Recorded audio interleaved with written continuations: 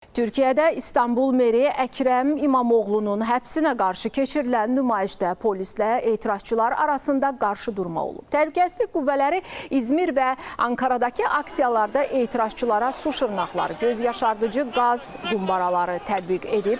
Onlarla etirazçı saxlanılıb. Qeyd edək ki, müxalifətdəki Respublika Xalq Partiyasını təmsil edən İmamoğlu PKK-KCK terror qruplaşmasına yardım, korrupsiya və rüşvət istintaqı çərçivəsində polis nəzarətinə götürülüb. Onun saxlanılmasının qeyri-demokratik olduğunu açıqlayan CHP bugün fövqəladə qurultay keçirməyə qərar verib. Partiya sədri Özgür Özəl vətəndaşları ölkə miqyasında etiraz aksiyalarına çağırıb.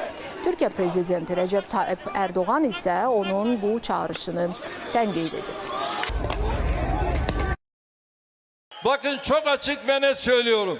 CHP Genel Başkanı'nın çağırdığı sokak, unutmayın, çıkmaz sokaktır. Hırsızlığı, soygunu, hukuksuzluğu, sahtekarlığı savunmak için mahkeme salonları yerine sokağı işaret etmesi vahim bir sorumsuzluktur.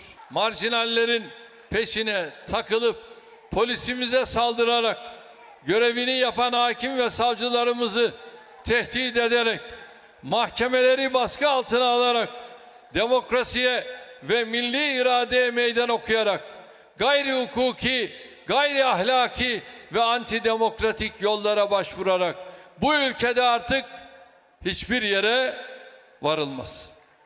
Türkiye sokakta bulunmuş bir ülke değildir.